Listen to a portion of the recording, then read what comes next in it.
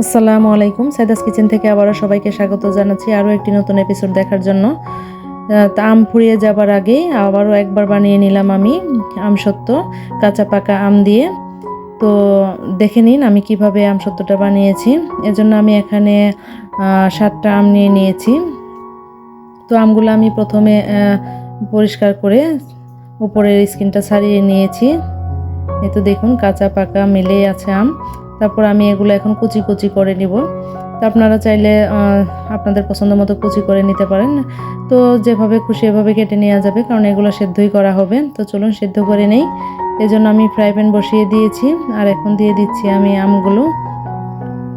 তো এই তো সবগুলো আম আমি দিয়ে দিলাম, দিয়ে এখন আমি পানি দিয়ে দিচ্ছি। এখানে আমি 2 কাপ পরিমাণ পানি দিব, কারণ আমগুলো যেহেতু কাঁচা পাকা মিলে আছে, বেশিক্ষণ সময় লাগবে না এটা সেদ্ধ হতে। তারপর আমি ঢাকনা দিয়ে দিলাম।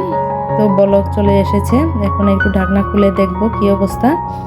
এই তো দেখুন সেদ্ধ হয়ে গেছে প্রায়, এখনও পুরোপুরি সেদ্ধ হয়নি, আরও একটু সেদ্ধ হলে ভালো হবে। আমি একটু নেড়ে চেড়ে নিয়ে আবারও ঢাকনা দিয়ে দিলাম, ফিরে আসবো সেদ্ধ হলে। এই তো দেখুন এখন মনে হচ্ছে সেদ্ধ হয়ে গিয়েছে, দেখে বোঝা যাচ্ছে। এখন আমি নেড়ে চেড়ে নিব এভাবে নেড়ে চেড়ে নিয়ে আমি এটা একটু ঠান্ডা হলে ব্লেন্ড করে নিব। তো ভালোভাবে আমি পেস্ট করে নিয়েছি। এখন আমি আবারও ফ্রাই প্যানে দিয়ে দিচ্ছি। তো সবগুলো আমি ভালোভাবে ঢেলে নিলাম ফ্রাই প্যানে। এখন আমি দিয়ে দিব 1 কাপ পরিমাণ চিনি। আপনারা আপনাদের পছন্দ মতো মিষ্টিটা দিবেন। আমি এটা একটু বেশ মিষ্টি করেই বানাবো, কারণ আমার বাচ্চারা ভীষণ পছন্দ করে এই মিষ্টি আচার। সেজন্য আমি এটা বেশি ঝাল করব না, মিষ্টি করেই বানিয়ে নিব।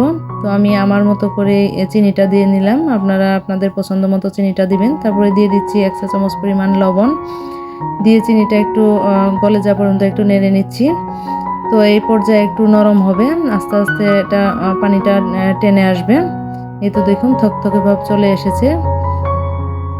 এই পর্যায়ে একটু একটু একটু করে নাড়তে হবে, তা না হলে ছিটকে গায়ে চলে আসবে। এই তো দেখুন খুব সুন্দরভাবে ফুটতে শুরু করেছে।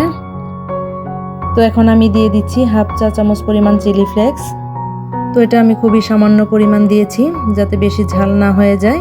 এখন আমি যে প্লেটটাতে সেট করব সেটাতে আমি অল্প করে একটু সরিষার তেল ব্রাশ করে তারপরে আমি ঢেলে নিচ্ছি।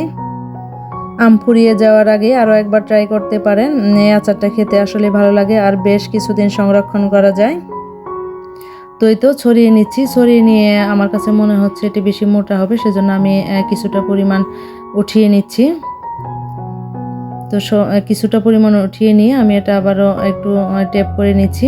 এখন আমি এটা চুলার নিচে দিয়ে শুকাবো, কারণ এখন একদমই রোদ উঠতেছে না, বৃষ্টি বৃষ্টি সবসময় লেগেই থাকে। সেজন্য আমি চুলার নিচে দিয়ে এটা ভালোভাবে শুকিয়ে নিয়েছি। এই তো দেখুন খুব সুন্দরভাবে শুকিয়েছে। এই তো দেখুন অল্প একটু পিউরিজে আমি উঠিয়ে অন্য প্লেটে আমি এটা সেট করে নিয়েছি, এটাও সুন্দর হয়েছে। তো এই তো দেখুন দুইটাই খুবই সুন্দর হয়েছে। এখন আমি একটু কেটে শেয়ার করছি। তো আমি আমার মতো করেই কেটে নিচ্ছি, দেখুন। এই তো দেখুন কতটা সুন্দর হয়েছে দেখতে, খেতেও আলহামদুলিল্লাহ অনেক মজা ছিল। আপনারা চাইলে এইভাবে পেঁচিয়ে রাখতে পারেন। তো আমি এটা এইভাবে করেই কেটে রাখবো। এই তো দেখুন খুব সুন্দর হয়েছে।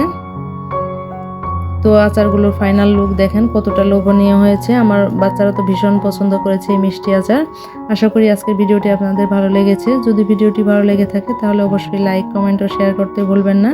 আর এরকম মজার মজার রেসিপি পেতে আমার চ্যানেলটি সাবস্ক্রাইব করে আমার পাশে থেকে আমাকে সাপোর্ট করবেন। সবাই খুব ভালো থাকবেন, সুস্থ থাকবেন। আবারও চলে আসবে নতুন কোনো রেসিপি নিয়ে। আল্লাহ হাফেজ।